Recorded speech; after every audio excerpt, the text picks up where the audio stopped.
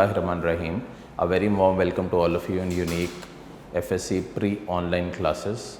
My name is Dr. Danial and I am the head of Department of Biology. Telling you the intro because of the new students that may have started from today our session. हम लोगों ने last जो बेटे online class थी bio की वो हमने ख़त्म की थी ग्लाइकोसिडिक लिंकेज या ग्लाइकोसिडिक बॉन्ड के ऊपर। तो जो ग्लाइकोसिडिक बॉन्ड के ऊपर जो मामला ख़त्म किया था वहीं से इसको इंशाल्लाह दोबारा टेकअप करते हैं और फिर पॉलीसेक्राइड्स की तरफ चलेंगे। होपफुली आपने उस लेक्चर को गो थ्रू किया होगा और इसके अलावा आपने देखा होगा कि यूनिक नोट्स के अंदर सीक्वेंस के अंदर जो है वो MCQs एडिड हैं, तो आपने उन MCQs को भी गो थ्रू करना है और साथ साथ उसको देखना भी। और लेक्चर को नोट करने का असूल भी आप सबको समझाया था। लेक्चर को नोट करने का तरीका ये होगा कि आप लेक्चर को प्रॉपरली गो थ्रू करेंगे और गो थ्रू करने के बाद आप उसके की पॉइंट्स को नोट करेंगे और नोट करने के बाद फिर आप उसको जो है वो अपने रजिस्टर्स के अंदर से मुस्तकिल जब भी आप पढ़ रहे होंगे उस चैप्टर को उसको रिवाइज़ करेंगे और देन उसको फाइनली टेकअप करेंगे। ठीक हो गया? तो ज़रा एक दफ़ा फिर शुरू करते हैं।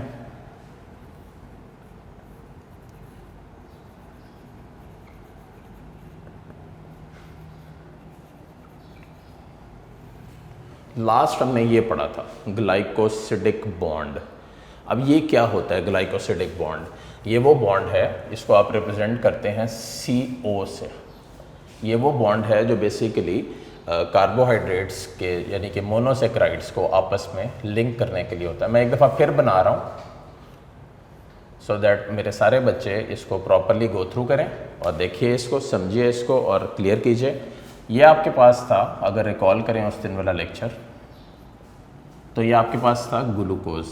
ये ग्लूकोज एक एल्डो शुगर है, ये एक मोस्ट कॉमन मोनोसेक्राइड है। इसके ऊपर 2-3 लाइनें, ये most common energy fuel of the body भी है। जब भी ये ग्लूकोज के मॉलिक्यूल को ब्रेक डाउन किया जाता है फौरी तौर पे वो ATPs रिलीज़ करता है। अगर एरोबिक रेस्पिरेशन का देखें तो एरोबिक रेस्पिरेशन में जो ATPs रिलीज़ करते हैं वो अप्रॉक्सीमेटली 40 ATPs हैं या 36 ATPs हैं जो आप नेट प्रोडक्शन में जाते हैं। तो ये ग्लूकोज है।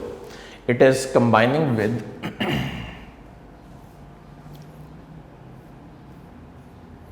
फ्रुक्टोज। ये फ्रुक्टोज है और ये ग्लूकोज है। अब फ्रुक्टोज के ऊपर ये है कि फ्रुक्टोज है जी कीटो शुगर, और इसका मतलब मैंने आपको उस दिन बताया था कि एल्डो शुगर क्या होता है और कीटो शुगर क्या होता है और वो किस तरह एक दूसरे के साथ यहाँ पे लिंक होते हैं। अब ज़रा गौर करिए कि जब ग्लूकोज और फ्रुक्टोज आपस में मिलते हैं तो इस प्रोसेस को बोलते हैं डिहाइड्रेशन सिंथेसिस। इसका ये मतलब है कि ये बेसिकली ये जो वाटर मॉलिक्यूल है ये इसमें से रिमूव हो जाएगा। जब वाटर मॉलिक्यूल रिमूव होगा तो रिएक्शन का नाम क्या होगा? Dehydration synthesis. और अल्टीमेटली जो बनेगा हमारे पास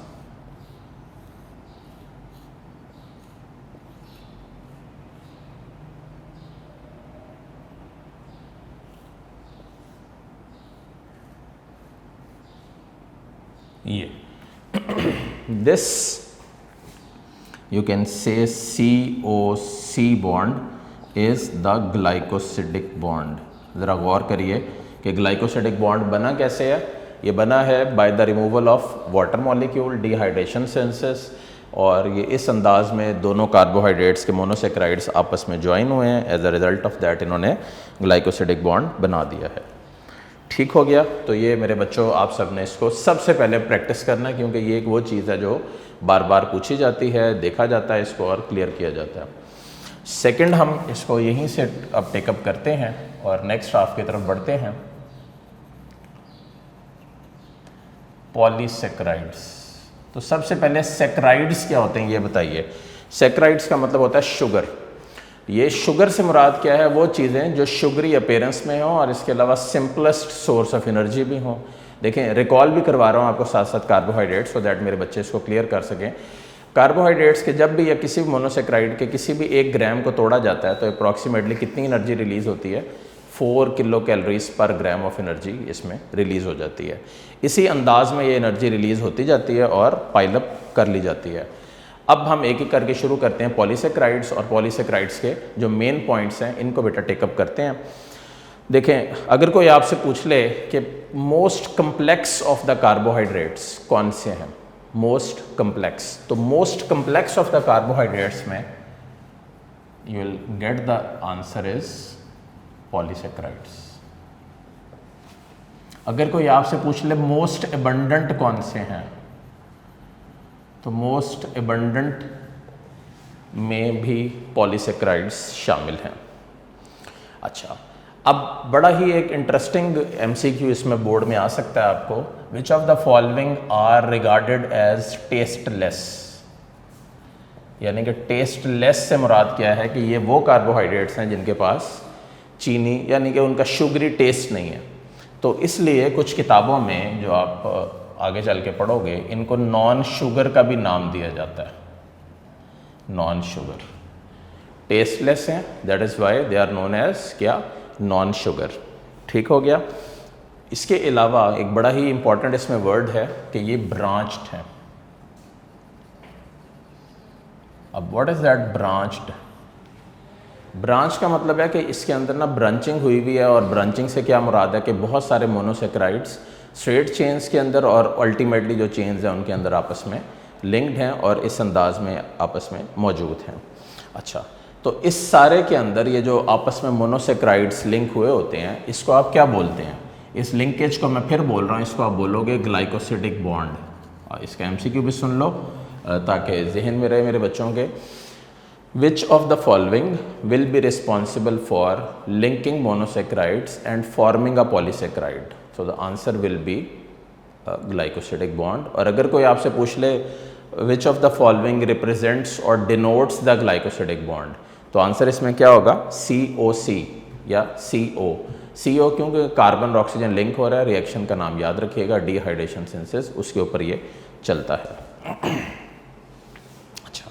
कुछ और इसकी मेन बातें, क्या इसके पास मॉलिक्यूलर वेट है? The answer is they have high molecular wait. क्यों? उसकी रीज़न ये बहुत सारे मोनोसेक्राइड्स यहाँ पे आपस में जुड़े हुए हैं, लिंक्ड हैं, तो high molecular weight substances. Then एक बड़ा ही कॉमन एमसीक्यू आता है कि ये वाटर में सॉल्युबल हैं या नहीं हैं। देखिए, अगर मोनोसेक्राइड्स में ग्लूकोज की एग्जांपल लें तो वो हाईली सॉल्युबल वाटर है, बट ये है स्पेरिंगली सॉल्युबल इन वाटर। ठीक हो गया, स्पेरिंगली सॉल्युबल इन वाटर।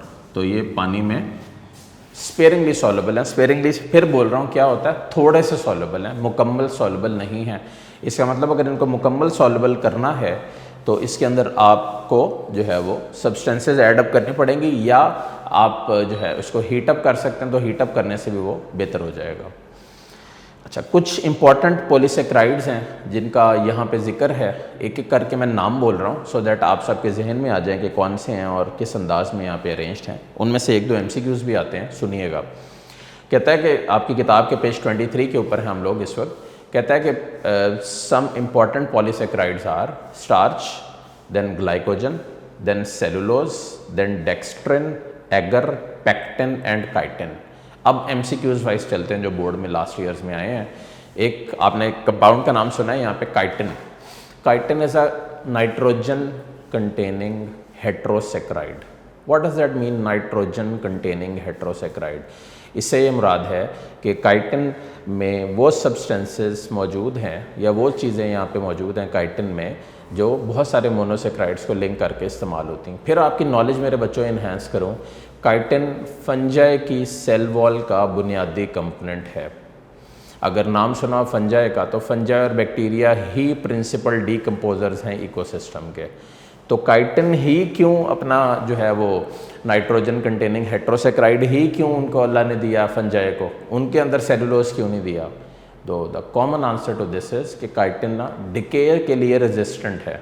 इसका मतलब वंस कोई मटेरियल में किसी चीज़ में काइटिन मौजूद हो तो वो डिके नहीं होता। डिके से क्या मुराद है कि वो टूटता नहीं है, और आपको पता चूँकि ये डिकम्पोजर्स हैं तो इनकी जो स्ट्रेंथ है वो इनकी सेल वॉल होगी, उसके ऊपर ही फिर अपना निज़ाम सारा लेकर चलेंगे। ठीक हो गया। इसके अलावा कुछ मटेरियल्स हैं एगर और पेक्टिन। ये जो एगर और पेक्टिन और इस तरह के नाम लिखे हुए हैं, ये बेसिकली वही मटेरियल्स हैं जो यहाँ पे मुख्तलिफ सेल वॉल के मेन कंपोनेंट्स के साथ सब्सिडरी कंपोनेंट्स इनको बोलते हैं। वो कंपोनेंट्स जो सेल वॉल के साथ मिलकर काम करते हैं और इसी अंदाज में यहाँ पे अरेंज होते हैं और मौजूद भी रहते हैं। अब हम इसको आगे बढ़ाते हैं और पॉलीसेक्राइड्स के अंदर जो मल्टीपल क्लासेस दी हुई हैं मल्टीपल किस्म के पॉलीसेक्राइड्स की, इनको एक तरह से डिटेल में टेकअप करते हैं और इसके साथ साथ इनके शॉर्ट एमसीक्यूज भी करते हैं। पहला पॉलीसेक्राइड जिसका जिक्र है किताब में, मैंने अभी भी ये प्रॉपर्टीज़ वाली साइड रब नहीं की आप सब बच्चों के लिए, सो दैट आप सब बच्चे इनके पॉइंट टू पॉइंट इसको देख सकें और इसके अंदर जो भी एमसीक्यूज आपको नज़र आ रहे हैं वो आप गो थ्रू कर सकें। तो अब हम बेटा शुरू कर रहे हैं। The first one is starch. Starch अगर उर्दू में देखें तो निशास्ता के नाम से इसको बोला जाता है। स्टार्च कहाँ होता है? कौन सी ऐसी फूड आइटम्स हैं जिसको अगर आप इनटेक करते हैं तो आपको वहाँ पे स्टार्च मिलता है? फ्रूट्स में, ग्रेन्स में, सीड्स में और ट्यूबर्स में। किस में है? फ्रूट में, ग्रेन में, सीड में या ट्यूबर में। Tuber means underground stem. और ये वो चीज़ें हैं जिनके अंदर स्टार्च मौजूद होता है। कॉमन तरीन एमसीक्यू जो बहुत ज़्यादा पूछा जाता है, the main source of carbohydrate in animals is which of the following? The answer to this is starch.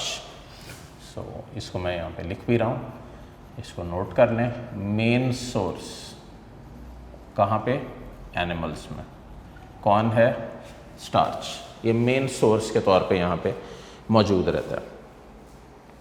अच्छा, एक बड़ा ही लॉजिकल सवाल जो स्टेटमेंट वाइज बोर्ड में कुछ 4-6 साल पहले आया, on hydrolysis starch molecules yield what? तो इसका तो जवाब मेरा ख्याल है मेरे सारे बच्चों को आता होगा। हाइड्रोलाइसिस के वक्त जो स्टार्च है वो क्या बनाता है? ग्लूकोज। ठीक है, स्टार्च ब्रेक डाउन होता है, as a result of that वो ग्लूकोज में कन्वर्ट हो जाता है। अच्छा, अब हम बढ़ते हैं इसकी टाइप्स के ऊपर। बोर्ड का बहुत ही कॉमन सवाल आता है, differentiate between amylose and amylopectin. तो अब हम इसको टेकअप करते हैं। सबसे पहले आपके पास है एमाइलोज और साथ इधर है अमाइलोपेक्टिन।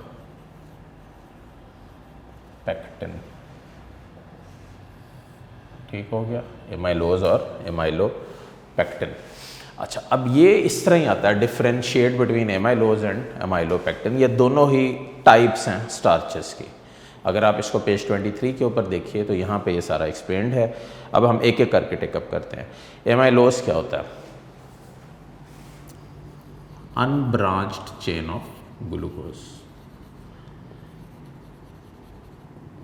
अनब्रांच चेन का क्या मतलब है? कि ये जो है वो ब्रांचिंग में नहीं है, एक स्ट्रेट फॉर्म में मौजूद है। अच्छा, सेकंड पॉइंट है कि क्या ये वाटर में सॉल्युबल होता है? The answer to this is it is soluble in hot water. ठीक हो गया, गर्म पानी में ये हल हो सकता है। अगर कलफ या माया या निशास्ता को गौर करें जो कपड़ों पे लगाया जाता है और कपड़े अकड़े हुए महसूस होते हैं, वो यही निशास्ता या स्टार्च होता है जिसको गर्म पानी में हल करते हैं और उसके बाद उसको इस्तेमाल करते हैं। अच्छा, तो ये तो आपके पास हो गया अमाइलोज। अब अमाइलोपेक्टिन, यहाँ पे अमाइलोपेक्टिन में ब्रांच्ड चेन्स होती हैं ग्लूकोज की, ब्रांच चेन्स। ठीक हो गया, और इसके अलावा ये जो अमाइलोपेक्टिन है जो ब्रांच चेन्स वाला है, ये इनसॉल्युबल होता है हॉट और कोल्ड वाटर में। ठीक है, यानी कि ये टोटल इनसॉल्युबल है, ये इसका कीवर्ड होगा।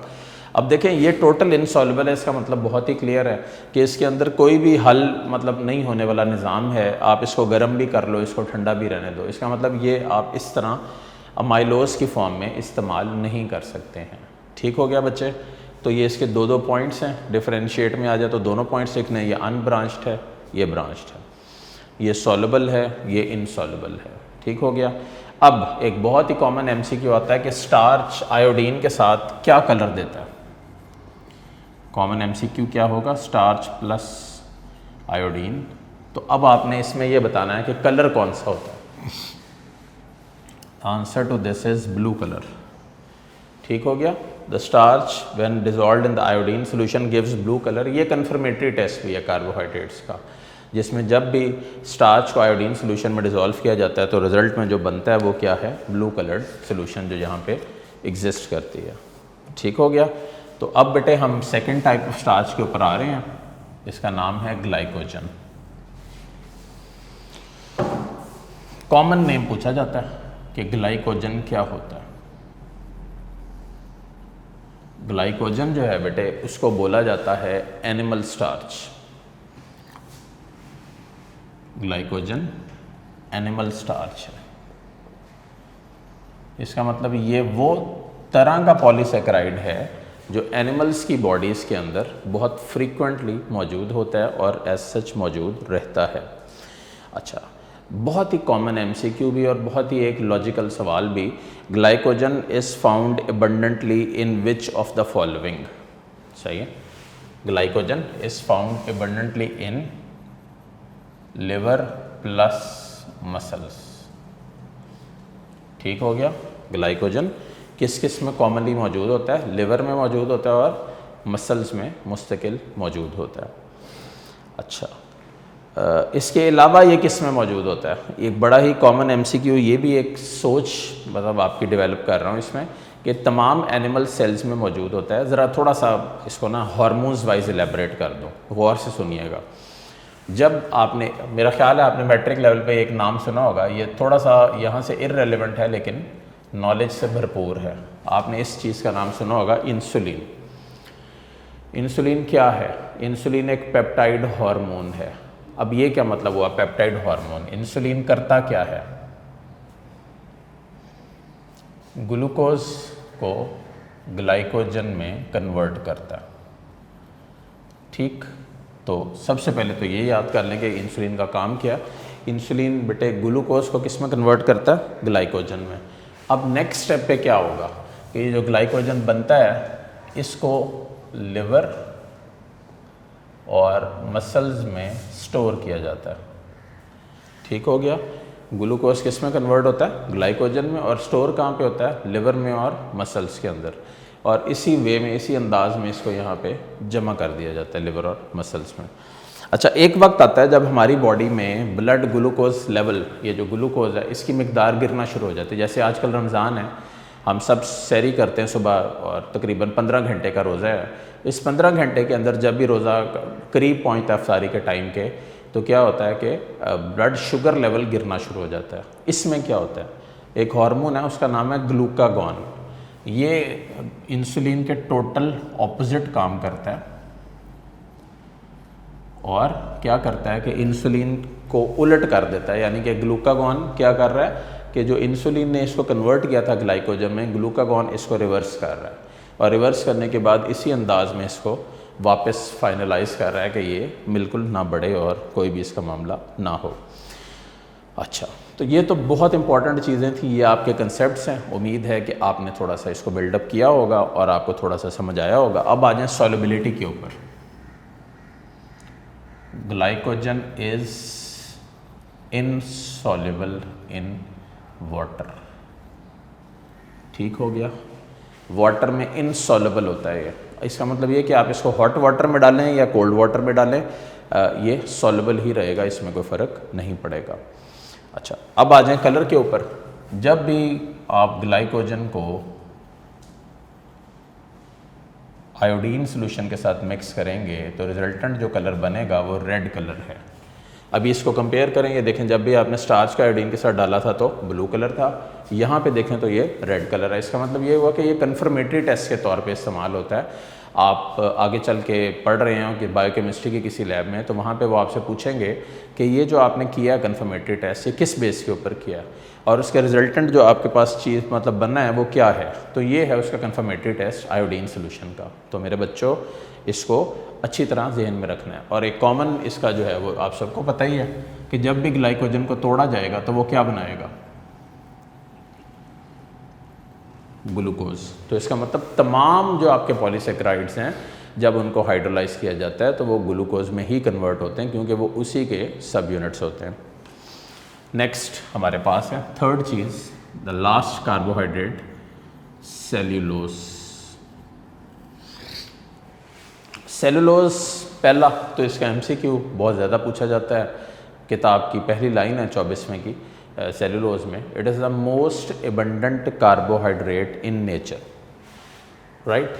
अब अगर कोई पूछे कि प्योर फॉर्म ऑफ सेलुलोज कौन है, प्योर फॉर्म, तो आंसर बेटे क्या होगा, cotton is the pure form of cellulose, ठीक। इसके अलावा कोई आपसे पूछे कि ये किस किस का मेन कंपोनेंट है, तो cellulose is the main component of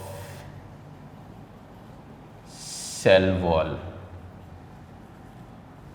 right, main component है सेल वॉल का। सेल वॉल के मेन कंपोनेंट से मुराद है कि सेल वॉल के अंदर सेलुलोज बड़ी मिकदार में मौजूद है। अच्छा, फिर अगर कोई आपसे पूछे इसकी सॉल्युबिलिटी, तो again the same answer, insoluble in water, ठीक हो गया, वाटर में इनसॉल्युबल होता है, इसका मतलब हल नहीं होता पानी में। अच्छा, इसके अलावा अगर कोई आपसे पूछे same MCQ, when cellulose will be hydrolysed it yields what, तो आंसर क्या होगा, it yields glucose molecule, simply. अच्छा, अब अगर अगली बात है कि अगर हम उसको इंटेक करें सेलुलोज को, यानी कि हम अगर प्लांट फाइबर्स बहुत ज़्यादा खाएं, तो क्या हमें हमारी बॉडी में डाइजेशन हो जाएगी इसकी, तो इसका आंसर है indigestible in the human body.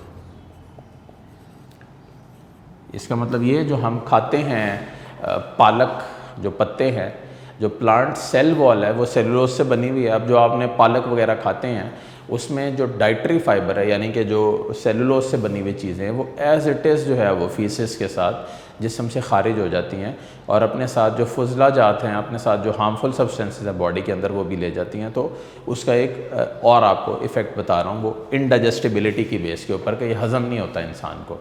अब सोचने की बात है कि क्यों हज़म नहीं होता, उसकी रीज़न ये है कि हमारे पास, हमारी बॉडी में अल्लाह ने ये एंजाइम नहीं रखा जिसका नाम है सेलुलेज। जब चूँकि ये एंजाइम मौजूद नहीं है सेलुलेज, तो क्या होगा, सेलुलोज का ब्रेक डाउन नहीं होगा, as a result of that वो इसमें इस्तेमाल नहीं हो सकता। अच्छा, नेक्स्ट, सोचने की बात और समझने की बात, फिर अल्लाह ने एक फूड साइकिल जो बनाई है, उसमें जो प्लांट्स हैं उनको ईटअप करते हैं हर्बीवोर्स। अब हर्बीवोर्स के पास ऐसा क्या है कि वो इसको ईटअप कर सकते हैं। हर्बीवोर्स के गट के अंदर, गट बेटे इसका मतलब होता है स्टमक या डाइजेस्टिव ट्रैक्ट, इनके गट के अंदर एक हार्मोन होता है जिसका नाम है, पहले तो इसको सीक्वेंस में ले लें, इनके गट के अंदर माइक्रोब्स होते हैं, माइक्रोबियल सब्सटेंसेस यानी कि माइक्रो ऑर्गेनिजम्स होते हैं जो रिलीज़ करवाते हैं एक एंजाइम। उस एंजाइम का नाम मैं ऑलरेडी लिख चुका हूँ, सेलुलेज। अब जब ये एंजाइम रिलीज़ हो जाता है तो क्या करते हैं, ये सेलुलोज को ब्रेक डाउन कर देता है, उसको डाइजेस्ट कर देता है और फिर वो एज इट इज़ इसी फॉर्म में इस्तेमाल होता है कि वो बॉडी के अंदर ग्लूकोज यील्ड करता है और फिर वो इजीली इस्तेमाल हो सकता है। लेकिन ह्यूमंस में बेटे चूँकि सेलुलोज मौजूद नहीं है, इसलिए ये इस्तेमाल भी नहीं हो सकता। अच्छा, अब इसके बाद है लास्ट, इसकी बात क्या है, cellulose gives what, no colour with iodine. वो आपके सामने है, पहले वाला स्टार्च ब्लू कलर दे रहा था, ग्लाइकोजन भी अभी पढ़ाया आपको, रेड कलर दे रहा था, और तीसरा आपके पास क्या है, सेलुलोज। ये क्या है, no colour with iodine solution. इसका मतलब ये कि आप आयोडीन सोल्यूशन अगर ऐड करें और रिजल्टेंट कुछ भी ना हो और कोई भी सीक्वेंस ना बने, तो इसका मतलब ये आपके पास जो गिवन सैंपल है वो सेलुलोज का है। ये बेटे एक ब्रीफ ओवरव्यू था विद रिगार्ड्स टू पॉलीसेकेराइड्स, ये स्टार्च, फिर ये ग्लाइकोजन, फिर ये सेलुलोज। सबसे पहले आपने ये करना है कि ये जो आयोडीन वाले पॉइंट्स हैं इनको कन्फर्मेटरी टेस्ट वाइज इसमें से अलहदा कर लेना है। फिर आपने सेकंड काम ये करना है कि आपने ये कॉमन पॉइंट याद कर लेना है कि हाइड्रोलाइसिस के ऊपर ये सब ग्लूकोज ही रिलीज़ करेंगे, ठीक हो गया। और फिर आपने इसके बाद क्या करना है कि ये आपके पास आ जाएगा with regards to this enzyme के सेलुलेज है तो वो इंडाइजेस्टेबल है, फिर हर्बीवोर्स में ये होता है और फिर हर्बीवोर्स को हम खा सकते हैं। तो इसका मतलब ये हुआ कि एक सीक्वेंस ऑफ इवेंट्स के अंदर हम इसको टेकअप कर लेंगे। अब हम आज के इस लेक्चर में लिपिड्स की इंट्रो पढ़ते हैं और इंशाल्लाह फिर नेक्स्ट लेक्चर में लिपिड्स को फिर आराम से टेकअप करेंगे।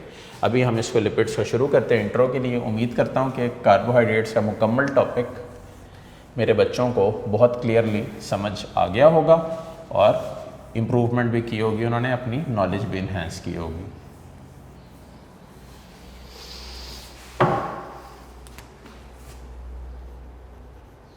लिपिड्स।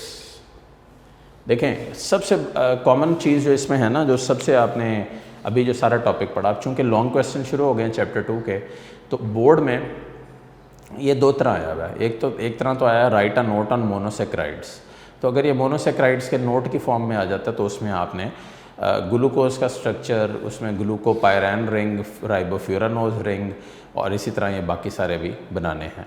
और सेकेंडली आपके पास है पॉलीसेक्राइड्स का, तो पॉलीसेक्राइड्स में और उसकी टाइप्स के अंदर जो है वो ये सारा मामला आप इसको पढ़ भी सकते हैं और जान भी सकते हैं जो जिस फॉर्म में एग्जिस्ट करता है। तो दो इसके मेन लॉन्ग क्वेश्चन, एक मोनोसेक्राइड्स पे नोट और एक पॉलीसेक्राइड्स और उसकी वेरियस टाइप्स। ठीक हो गया। अब हम शुरू करते हैं लिपिड्स। लिपिड्स को आप क्या कहते हैं? Fats.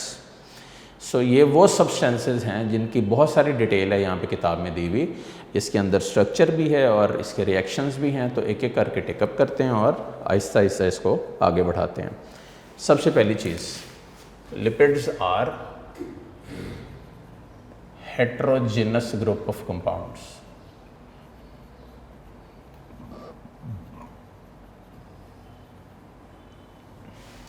Heterogeneous group of compounds related to fatty acids.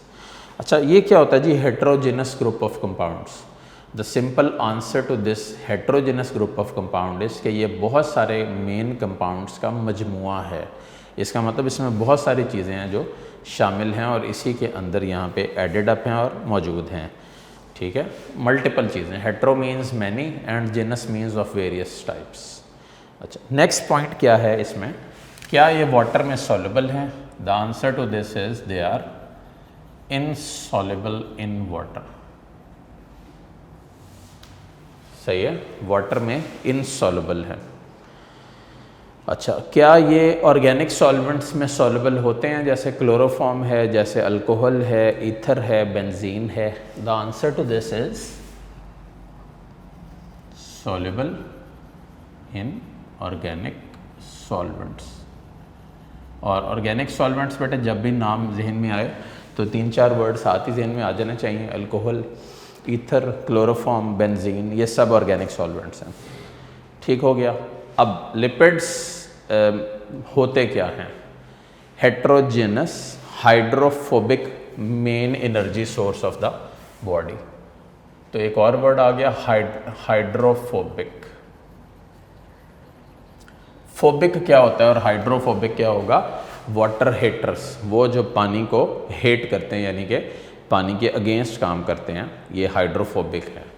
क्या ये सेलुलर मेम्ब्रेन्स के मेन कंपोनेंट्स के तौर पे एक्ट करते हैं? दे आर मेन कंपोनेंट्स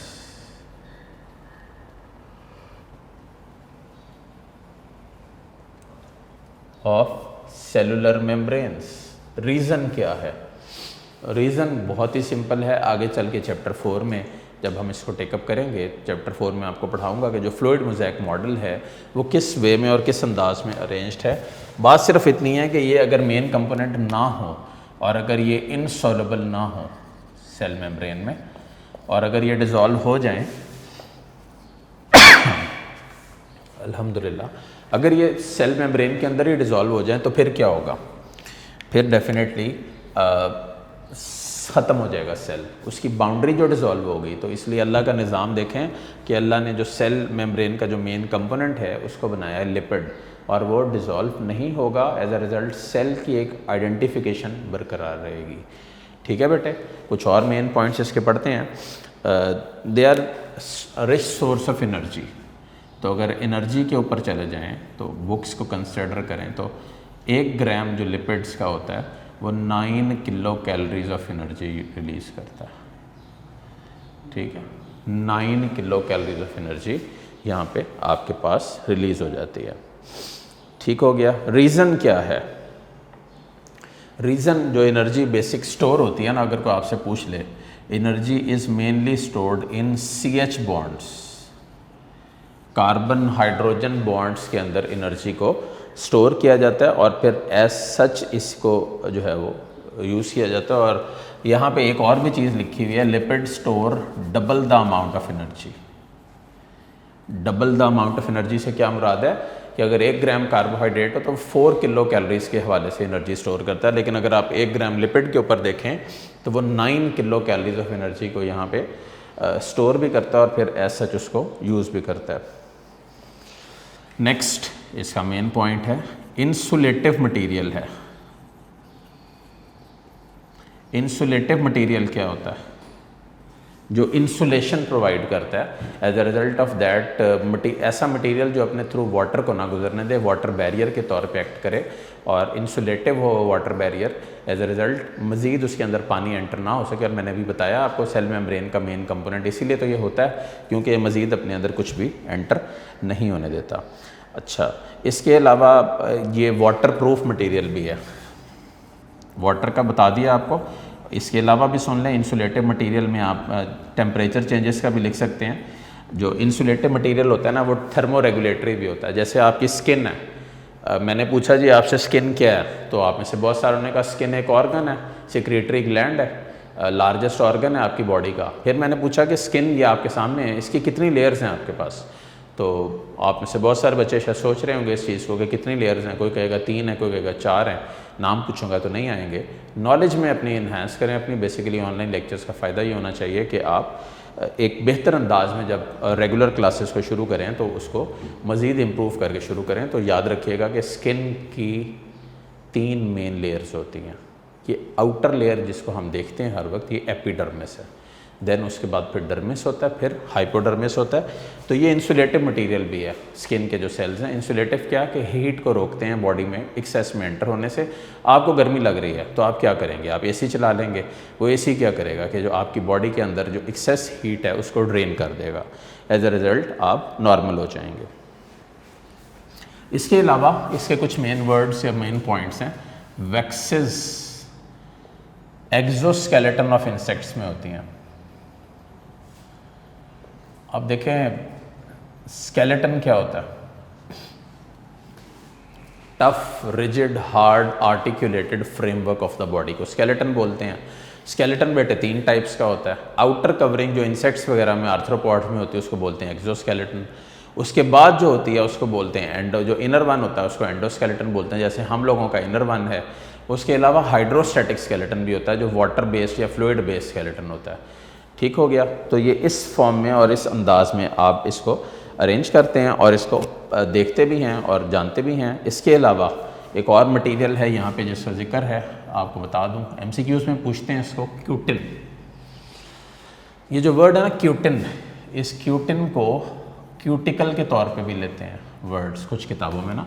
ये दोनों ही क्यूटिन हो या क्यूटिकल हो, ये प्लांट्स का प्रोटेक्टिव आउटर लेयर है। ठीक हो गया?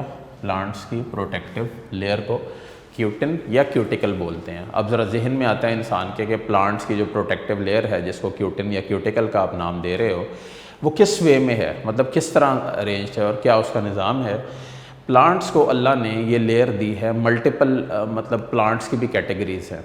देखें प्लांट्स की क्या कैटेगरीज़ हैं। प्लांट्स या तो ज़ीरोफाइट्स हैं, डेजर्ट्स में रहने वाले, या हाइड्रोफाइट्स हैं, पानियों में रहने वाले, या मीज़ोफाइट्स हैं, मॉडरेट इन्वायरमेंट में रहने वाले। तो प्लांट्स में जो क्यूटिन या क्यूटिकल है वो प्रोटेक्टिव लेयर की वे में मौजूद होता है। वो प्लांट को प्रोटेक्ट करता है किससे? एब्रेसिव डैमेज से, मैकेनिकल इंजरी से और टेम्परेचर एक्सट्रीम से भी इसको बचाता है और एज सच इसको बचा के रखता है। तो प्लांट्स के अंदर बहुत ज़्यादा, अब सोचने वाली बात है, मैंने कुछ वर्ड्स बोले हैं, तो कौन सा प्लांट है जिसके अंदर ये बेस्ट लेयर मौजूद है और ये बेस्ट प्रोटेक्शन देती है? The simple answer to this is xerophytes. Xerophytes वो होते हैं जो चूँकि वो रहते डेजर्ट में हैं तो उनको थिक वैक्सी क्यूटिकल की ज़रूरत पड़ती है। जो वो थिक वैक्सी क्यूटिकल ये वो लेयर है जो एज सच इसको मेंटेन करता है और फिर जो है वो इसी तरह इसको प्रोटेक्टिव लेयर की फॉर्म में मौजूद भी रखता है। ठीक हो गया? तो ये मेरे बच्चों लिपिड्स की इंट्रोडक्शन है, ये इसके मेन पॉइंट्स हैं। एक दफ़ा इसको देख लीजिए सारे। और इसके बाद जो मेन टॉपिक है ना, क्लासिफिकेशन ऑफ लिपिड्स में, जिसमें हम पढ़ेंगे एसाइल ग्लिसरोल्स या ट्राइग्लिसराइड्स के हवाले से, वो नेक्स्ट लेक्चर में शुरू करेंगे। आप लोगों ने इस लेक्चर में करना क्या है कि आपने जो भी ग्लाइकोसिडिक बॉन्ड से मैंने इसको शुरू किया, फिर पॉलीसेकेराइड्स पढ़ाए आपको, वो मेरे बच्चों गो थ्रू करने हैं, आधा पौना घंटा इसके ऊपर लगाना है और फिर उसको खुद बैठ के स्ट्रक्चर को किताब बंद करके ड्रॉ करके देखना है कि क्या आपको वो आ गया है या नहीं आया, क्योंकि नेक्स्ट लेक्चर में हम लिपिड्स के स्ट्रक्चर को टेकअप करेंगे। टिल देन, अल्लाह हाफिज़।